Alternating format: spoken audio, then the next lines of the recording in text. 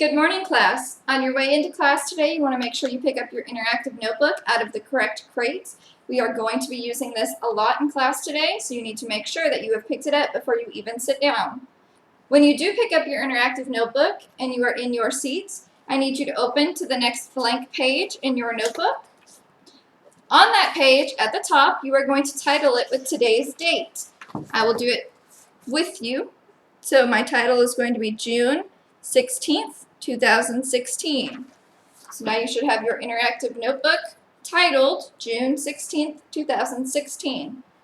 Now your warm-up for today is going to be using this page. So on your paper, go ahead and write warm-up so that when I go back and look at your notebook, I know where to find that information. So I've just written warm-up on my page.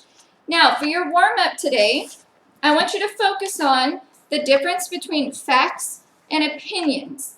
The objective we're going to cover in class today is to be able to distinguish between factual claims and commonplace assertions. Now, these are terms that we haven't talked about in depth yet, so for now I just want you to think about it as fact and opinion. So in your notebook where you wrote warm-up, I want you to write down two things. In your own words, I want you to give me the definition of a fact, and in your own words, a definition of an opinion. So you are writing definitions of fact and opinion in your own words. I will give you 2 minutes to complete this. When you're done, put your pencil down so I know that you're ready to move on. Okay, who can tell me what a fact is? Yes. Okay, great. Can anyone expand and add on to his definition? What is a fact? Yes. Great. Okay, so a fact is something that is true. It's something that can be proven. Okay, so with data, some kind of research to prove that. Now, what about an opinion? Are facts and opinions the same or are they opposite? Right, good, they are opposite. So what is an opinion? Okay, let's expand on that. Good. Okay, so an opinion is a personal belief that cannot necessarily be backed up with any kind of solid evidence. Okay, so today we're going to focus on things that are very similar to fact and opinion. So we're going to take our visual dictionary out of our notebook, so this should be in the envelope in your notebook, and we're going to add two definitions in our visual dictionary today. The first thing we're going to add is factual claim. So I'm going to write it with you. As I'm writing, you are writing the exact same thing. So a factual claim is something that can be supported with evidence or data. Something that can be supported with evidence or data. So now you should have that written in your visual dictionary. And then we're going to go to our C page and we're going to write a definition for commonplace assertion. So a commonplace assertion is something assumed to be true but cannot be proven. Something assumed to be true but cannot be proven. Now I want you to leave your visual dictionary open on your desk so that it's right there for you as you continue with today's lesson. Today's assignment is going to be done in a talk, read, talk, write format. We have done several of these already this year. So like I tell you every time, you're going to have a little bit of time to talk. You're going to do some reading. I'm going to give you some more time to talk, and then we're going to do some writing. Okay, so the first thing we're going to do is we're going to talk about a question. How can an opinion affect someone? So with the person next to you, I want you to turn and talk. How can an opinion affect someone? Okay, on the screen I have given you some sentence stems that you can use. So opinions can affect people because, opinions affect, or someone is affected by opinions because. So using those three sentence stems on the screen, I want you to choose one of them, and with your partner, I want you to come up with a good, solid answer to how an opinion can affect someone, and then we're going to share. Okay, so everyone had really good ideas of how opinions can affect someone.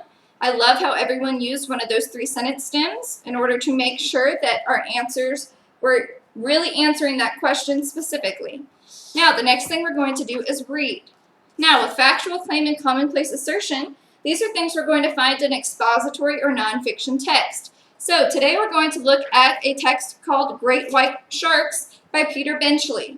Now, this is a text that comes from our literature textbook. However, I've only taken out a chunk of it because it's really all we need in order to make sure we understand factual claims and commonplace assertions.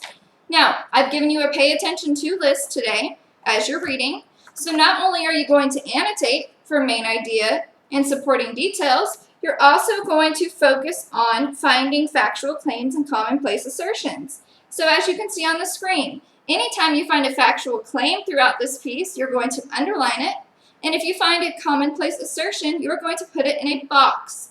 Now, I'm going to let you do this with your group. It is a short text, so I'm only going to give you 5 minutes to read and annotate this text. When you're done reading and annotating, put your pencil down so I know you're ready to move on, and we will come back together as a group.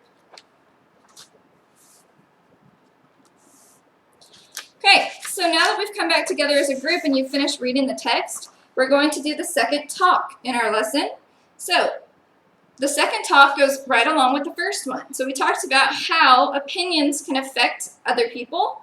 Now you're going to say, what effect do the commonplace assertions have on sharks? So you should have found some examples of commonplace assertion in your text. You're now going to tell me how those can affect sharks. And I want you to make sure you write that down in your notebook where we're writing everything else today. Okay, so the last part of this is to write.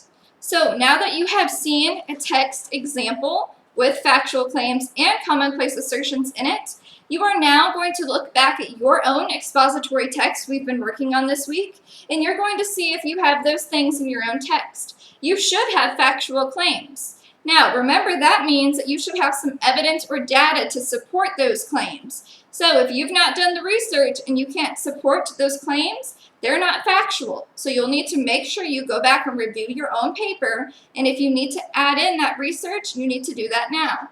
Now, commonplace assertions are okay to have in your paper as long as they're serving a purpose.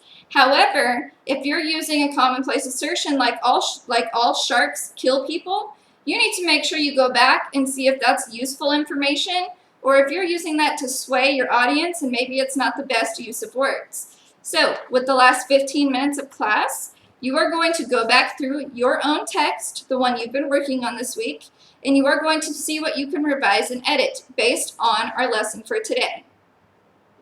When you are done, raise your hand and I will check it, and we will see if you have been successful today with factual claim and commonplace assertions.